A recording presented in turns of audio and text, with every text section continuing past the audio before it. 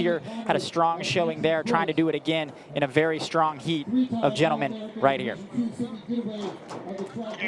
Pace lights at 27:50 and 28:30 for these men.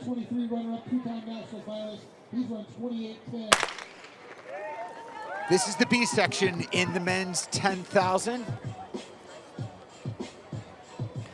Yeah, so let's give you some times to think about here. A qualifier for USA's, and let's note that not all these athletes are American. This is an international race. We have international athletes coming from all over the world to compete here in San Juan Capistrano. As you can see the flags, but there are a handful of Americans trying to hit that A standard 27:45. B standard also in play 28:35. We saw that women's heat. We saw a lot of carnage.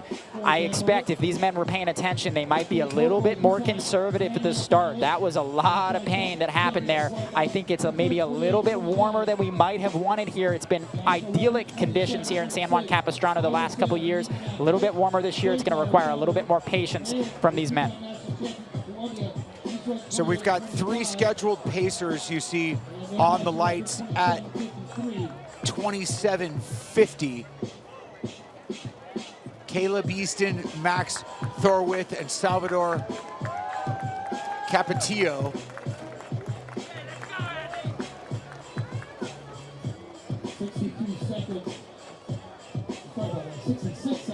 And we're not seeing a lot of patience. A lot of guys getting up to that front group. You can see folks getting pretty aggressive. I mean, we are seeing that long thread. That's pretty normal, but something that is a little bit different about these men's races than the women's races is there's a little bit more parity in this B heat. So you see a lot of guys with PBs very similar to each other. That does give them the advantage of having guys to work with throughout more of the race. So really your challenge right now in the race is find somebody who's running nice and even, a pace that you like, maybe a pace that feels a little bit conservative, especially in this slightly warmer weather. Tuck in, shut your mind off, and wait for 8,000. Yeah, you know, shutting your mind off could be a challenge, Hayden, because these guys know they only get a shot at this distance once or twice a year, and the conditions are good. The pace lights are at 27:50, maybe the only 10,000 they get with pace lights on this season. So finding that patience, especially early, we're out in 2:13. This is a real balance that they have to fight, right? You're absolutely right, but performing under pressure, that's the challenge of becoming a professional runner. I think a lot of these high school kids, and we've kind of talked about this throughout the evening and the afternoon, a lot of these high school kids, they rightfully so look up to these professional athletes, but they also think, you know, that's a perfect life. You just run, you train, that's great. But what it comes with is a lot of negatives as well and a lot of challenges, and one of that is limited opportunities. At the high school race, we saw this earlier this afternoon, you got a lot of guys, a lot of girls around your ability that you get to compete with week in, week out. You get a lot of opportunities. Sometimes you'll race 2 times in a week. You have a bad race, you race 4 days later, you figure it out. On the professional level, especially on these longer distances, the 10,000, for example, you might only get 1 or 2 cracks a year. So being able to show up on the day and put your best performance out there when you really only get 1 or 2 chances is a really, really big challenge that not only comes with the physical pressure of how do you train for that, but the psychological pressure of how do I make sure I'm game ready on game day. Hayden, you spoke about being game ready on game day as we're through 1,200 and 319 up front. Kai, we've got athletes coming from around the world, and we see 2 strong Japanese athletes here in the top 4, and they've made a big commitment to get here and race. So this is important for them on this stage. Yeah, one of the biggest contingents, international contingents we see here tonight are the Japanese. They're going to have plenty of guys in the B heat and 5 or 6 athletes in the A heat. And I want to talk a little bit about the Japanese style of running because it's very fascinating. Japan has an insane running culture. Running is actually arguably the most popular sport there. They have more professional runners than almost any country in the world. They run everything on absolute precision. Some teams, they do recovery runs in a circle and their coach takes splits. All of that precision goes out the door when they race. It's an absolutely insane style of running. They go out, they hammer, they run past their current ability, but when they hit, they hit. They can PR by minutes at a time, and they can also run times that are 2 or 3 minutes slower than their best. Yeah, the pace is fast, and our Japanese athletes are 427 up front. So 66 high for our first 4 circuits. What are you seeing, Hayden? You know, great question, Kevin. This is what I'm thinking right now. in this race, one of the old adages of the 10,000 is you do not want the announcer to say your name early. You want to be tucked in. You want to be invisible. You don't want to be doing anything that's calling any attention to yourself. And that's what we're seeing from a lot of these guys up front. They're doing a very good job tucking behind the pacer, tucking behind the guy in front of them, just making sure they're in a good position, and then shutting the brain off, staying relaxed. So I want to shout out a couple of these guys, but at the same time, there's a little bit of that announcer's curse, right? You don't want to shout guys out and then have them go farther back, but I think these guys are doing a really good job of just being boring, which is a really hard thing to do in a 10,000, especially when you're running 66 seconds a lap. Be boring, stay on the inside rail, stay as relaxed as you can, and conserve that energy because this is a long race. Yeah, we don't want to be talking about who looks great in the first 2,000, but this train has formed nicely where essentially everybody's on the rail, 5:33 up front through 2K. So a lot of opportunities here. And throughout this evening, Hayden, we've talked about emergence of athletes and athletes testing new waters. The stage is set here over the next 8K for 20 plus guys to do just that. We only have a couple of guys that have been under 28 minutes in this field, and we have a handful of guys that have really never attacked a 10,000 where they're coming from the 5K or shorter distances or the roads. So this is a great opportunity for these guys. We've got one rabbit off, and it looks like we're leaving it to Caleb Easton up front. And Kevin, I just want to soak this in for a minute. Look at this shot. This is the 10. 20 guys all in a line, all chasing the fastest time that they have ever run in their life. You got wave lights up front. You got everybody who's anybody in this race trying to qualify for their respective national championships. We got a couple of people maybe trying to set national records on the international level, but all these guys in a really good position to run fast, just trying to stay out of trouble early. Yeah, and I'm seeing some guys having to make decisions on, am I going to go with the group, including Jake Ritter, who just was looking maybe to bridge a gap because we're starting to see some separation in our top 12. But yeah, stay invisible for as long as possible. Yeah, I think what just tripped up Ritter is two guys right in front of him actually just got a little bit tangled up, maybe 100 meters back, caused a little bit of a break. I think Ritter actually made a really good decision of kind of just letting off the gas for a second, coast, let those guys kind of figure things out up front. You certainly don't want to be tripping up when you're trying to run 66s. Jake gave him a little bit of space. Now he's got to refine that momentum and get back up to that lead pack, because you're right, he is kind of in a tough position leading that chase pack, but let's see if he's up for the task. Yeah, that tangle happened at about the 7-minute mark, so there's a lot of time left. And this is Capetillo doing the rabbiting duties. Well, Kevin, you called it. This might be our first break of the race. We saw the women's race split up extremely quickly. This might be our first separation here between the lead group and Jake Ritter leading two guys. I don't know. Jake's kind of keeping that gap together. He's done this a time or two. If I know anything about Jake, he's going to try to do this evenly. He's not going to do it suddenly, and he might get a little bit of help from the athlete on his shoulder. We'll see. Yeah, you got to think some guys are going to come off of that lead group too. So looks like there might be a bridge there for Ritter. As Capetillo continues with the rabbiting duties, Kameta running in second. Yuma Shimu of NTN Corporation running in third. These guys are just knocking out 66 highs as we are going to be coming into 3,200 meters. But again, that train of 15 looking very strong. Edouard Morin Luzi runs in fourth. Florian Lepalek of Hoka running in fifth. 8:56 at 3,200 meters. So I know we said we wanted to avoid talking about too many of these guys up front early because it sometimes kind of breeds that announcer curse. You don't want to be talked about too early in a race, but let's highlight some of these guys in the top 10. First, I'll give you the list. You got Capetillo, who's pacing. You got Kameta, who's in second. You got Yuma Shimo in third. Edouard Marin Luzu in fourth. Lepalek fifth. Aiden Reed sixth. Eric Sazarez in seventh. Pedro Marin in eighth. Ren Umazaki in ninth. And Edward Marks rounding out the top 10. I want to talk about Aiden Reed for a minute. That's him right there, the 14 on his chest, the blue sash across him. He's just been a mainstay on the American distance team. He was an Olympic track trials 10,000 meter finalist for the Olympic track trials back in 2024. He was a great high school runner out in Montana. Did some really good work as a Big Sky Conference runner for Southern Utah and has done very, very well on the professional level with that Roots Running Club out of Boulder.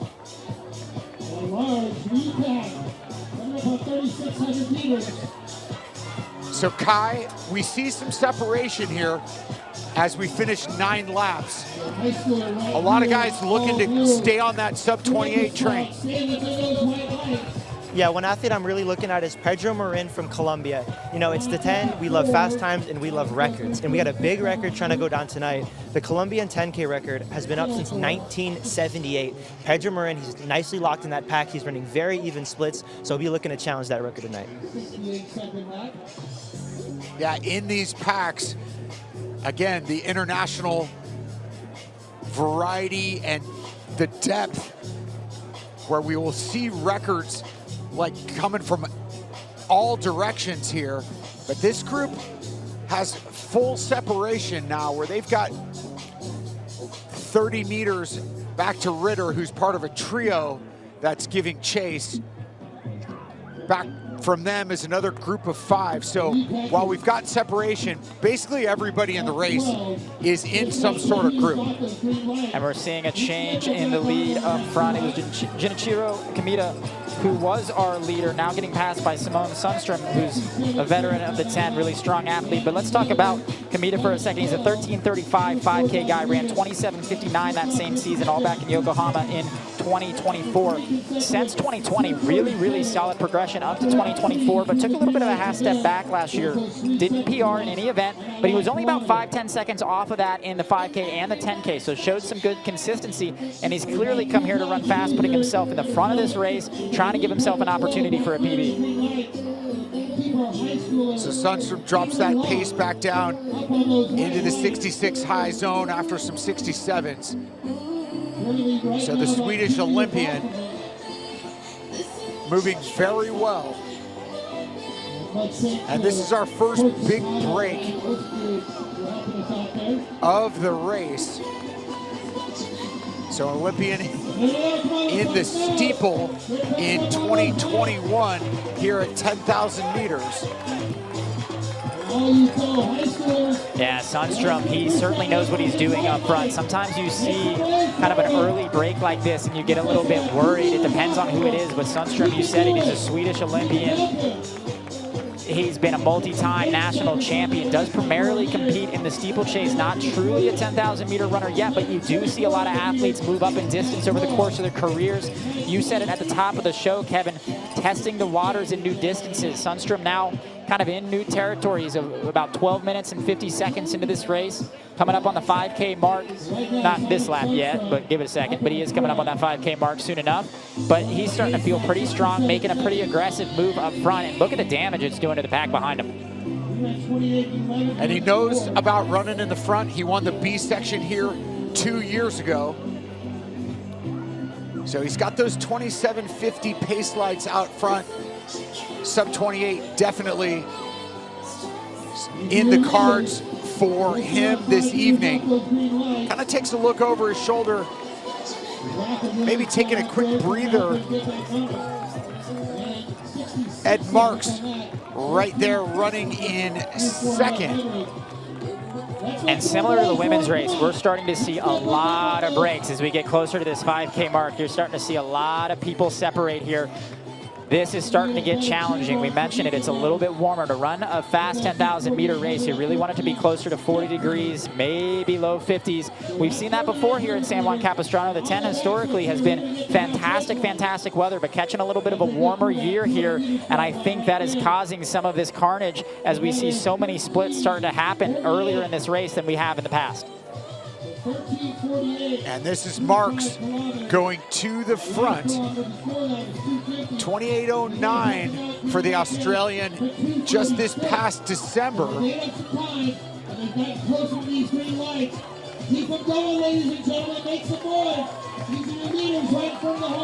So Marks and Sunstrom well matched based on lifetime bests. and both looking pretty strong. Come on, let's help Ethan out. Let's go, Lock. There you go. Keep down So deep. Marks He's right cruising here. right now. Number 6. He needs to work his way to the middle of the lead. So these two are away and really starting to accelerate back on top of those lights. 65s on the last 2 laps for Marks to put himself into this lead position. Yeah, Edward Marks representing Australia internationally, one of their top 10,000 meter runners. So he knows what to do up front as he's going with those green lights. Strong road racer as well. He's run 28:11 on the roads, but trying to run a little bit faster than that here on the track today. Australian and Swedish athletes up front. And you see this big chase group, Reed among them. So we've got 5 and then back to another 3. Marin, Cesares, Reed, Kamada, Lapalik, all right there. Continues to be an international race up front. The Swede versus the Aussie. Swede's been to the Olympics in the steeplechase. The Aussies run some great races back home down under. Ran 28:09 back in December in Melbourne. Their track season's a little bit flipped from ours here in the States. Championships are much, much earlier, so sometimes that means they're in much better shape around this time of year because that's so important to be in good shape for your national championships. Try to make teams. So we'll see what he can make of it as he starts to get a little bit of a gap on Sunstrom. So Marks just looking very steady and starts to open up a gap. We're at 10 to go. So 3 straight 65s coming into lap 15 for Marks as he runs 67, kind of settles into a groove. Kai, we've got a chase group that's still hanging together. Yeah, I brought up Marin earlier. He's trying to take that Colombian 10K record down from 1978. Currently, he's leading the charge on the chase pack. It's pretty much the only nice pack left in the group, left in the race. Everything else is kind of breaking up, but he's got the athletes from 3 through 6. They're on nice pace. That's Pedro Marin, Eric Caesar, Aiden Reed, and Genichiro Kameda. Yeah, those 4 guys continuing to work together. Kai, thank you for that report. Because we've got separation up front. Man, impressive running by Marks here. Like, he just emerged around halfway and just has taken full control. Yeah, he's got about a 5-meter gap, maybe 10 meters on Sunstrom. My meters aren't too good. Sunstrom, though, still looking strong. He's got his eyes straight forward. His shoulders are relaxed. I don't think he's out of this. We talk about that elastic. I hear Kerry Tollefson talk about that elastic all the time, talking and calling these international races, trying to keep the rubber band tight enough that you can stay in position. And right now, Marks is trying to break that elastic on Sunstrom as we move back. You're looking at 3rd and 4th place on your screen there with the black shirt and the blue shirt. That's Pedro Mark running unattached, and Eric Caesar is representing Thunder Road.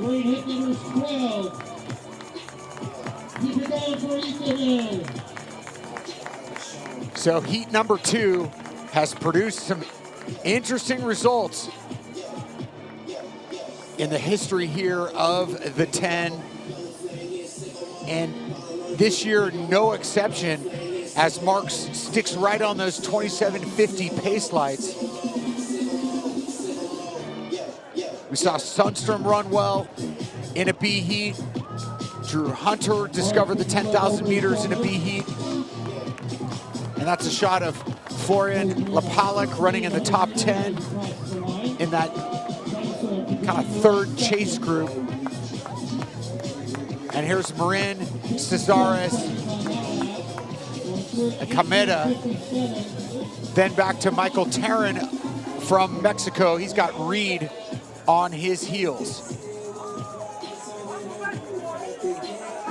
Yeah, we're seeing a lot of carnage all over the track. Similar to the women's race, you have just a bunch of 1s and 2s all over the group.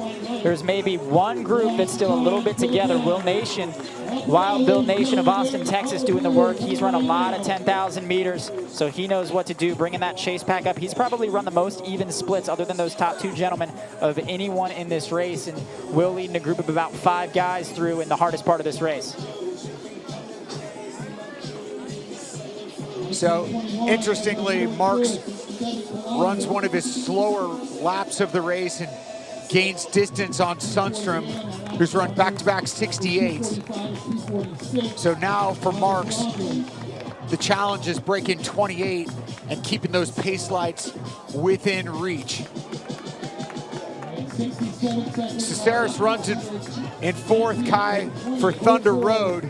So him and Marin continue to battle.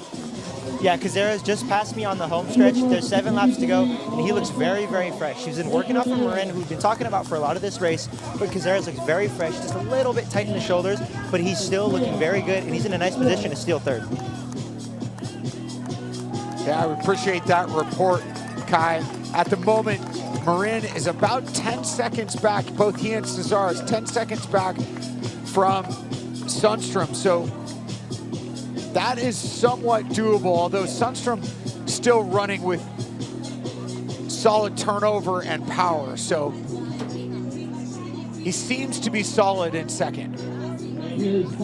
Yeah, I agree. I think, you know, he let that gap open up to Marks. Maybe that was a little bit more than he could handle at that moment in the race, but Sunstrom, I think, is still getting farther away from 3rd and 4th. And if we plug in to the splits there, if you look at the last couple laps, Marks running 66, 67, 66. Sunstrom's pretty consistent at 68s for the last 3 laps. Same is happening farther behind. All these guys run about 68, 69 up front. So we had just had a shot of Andy Wacker, the veteran, multiple-time trail champion, All-American way back when he was at Colorado, continuing to battle here in the top 15 of this race as Marks working down the backstretch. The 27:50 pace light starting to get away from him. You see there's the 28:30 pace lights. So Sunstrom, the veteran, hanging nicely, albeit flying solo in 2nd. So not giving up ground to those chasers. So yeah. Marks, after running 3 straight 65s, the pace is backed off, but his lead continues to grow. Yeah, I think the pace is backing off for everybody. It's just a matter of how close you can hold to what you were originally intending to do. I think a lot of these guys might have overestimated the heat a little bit, and you're seeing it as it's just all over the track here. We have every bit of this 400-meter track covered with athletes right now. Marks is your leader right there, throwing a 67.9 down. That's probably his slowest lap. It is his slowest lap of the race, but he's still pulling away from 2nd. Everybody's slowing down. It's just a matter of how much. We're inside of 8,000 meters, Kai. Less than 5 to go up front. What are you seeing? Yeah, I'm looking at Sunstrom in 2nd from Sweden. He's obviously let the race get away from him a little bit, but he still looks relatively smooth with 3 laps to go. Marks is falling off of those pace lights a little bit. The gap might be a little bit too big, but I see Sunstrom starting to pull him in a little bit, so we'll see how that works out for him. Got to give Sunstrom credit. He has been ripping off 68s consistently. Yes, Marks has got away, and he's 10 seconds, or the better part of 10 seconds up front. But Sunstrom continues to gap Caceres and Marin, who ran 70.8 on their last circuit. Yeah, Kevin, I want to point out those splits. Marks is kind of being consistent at 67, Sunstrom consistent at 68, but if you go farther back, there are only 2 athletes in this 20-plus athlete field that are still running even splits, still managing their effort. And I want to give them both a shout out because it's been tough going. Acer Iverson is in 8th place. He seems to be passing an athlete every single lap. He's been running 68s since about the 3K mark, doing a really good job of staying consistent. The Harvard grad now running for Union Athletics Club. Then farther back by 3 spots, Will Nation in 11th. He's been running consistent 68s and 69s just about this entire race. He trains in Austin, so he's used to the heat. And it is a little bit warmer out here today. I wonder how much that's having an effect on everyone. And we'll work on getting a shot of Iverson. He wears hip number 27 and is moving down the backstretch at the moment. You see Marks up front, continuing to hit 67s. But Iverson, you know, he's going to be working his way. He's currently running in 5th place. So credit to our production crew for keeping track of all these athletes, as Marks,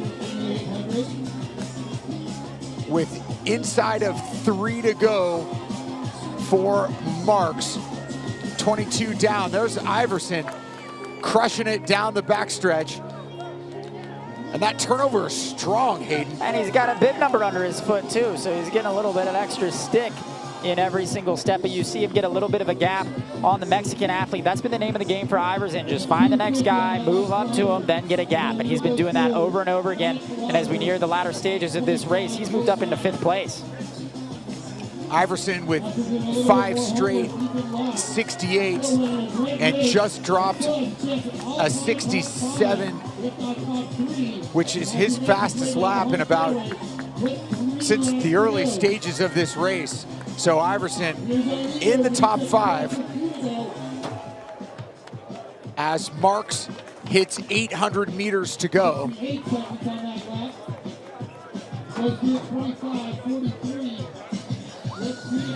And that's a shot at Leo Magnuson, who runs in the top 10.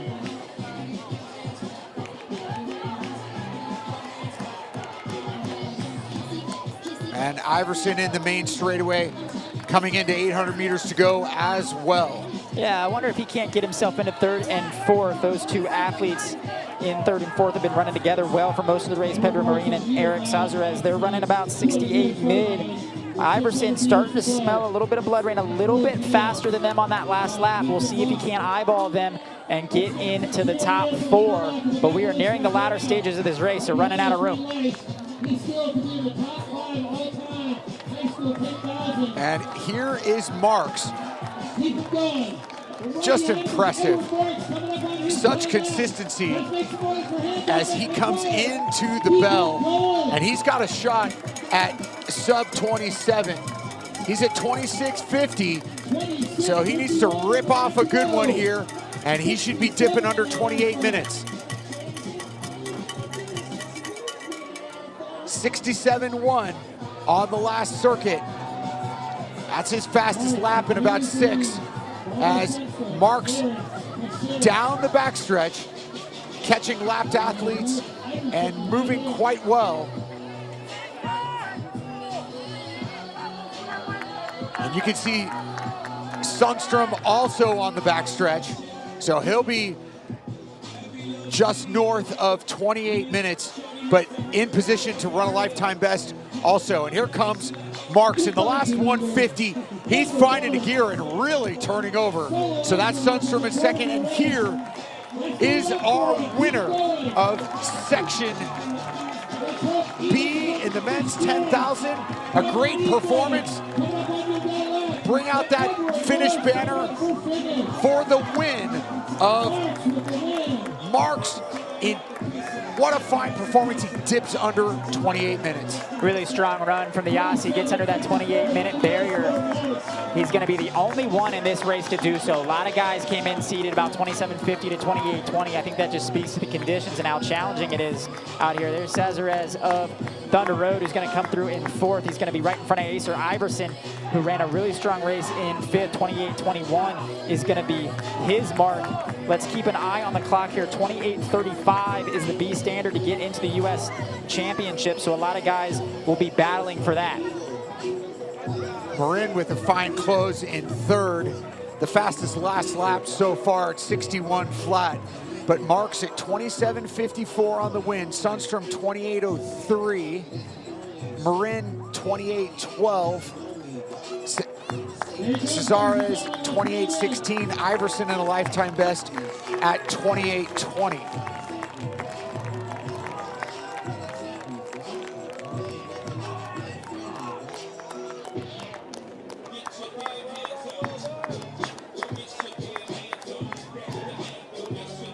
And there's Griffin Neal, graduate of Incarnate War, had a strong career there, standout NCAA individual qualifier for nationals. There's an athlete from Crown Running coming into the finals straight away. Crown Running's really done a great job building a good post-collegiate group. That is Drew College. Finishing right around 29:38. Here's Mr. Neal representing Adidas in the Loop Elite. First post-collegiate 10,000 meters. He's going to finish right around 29.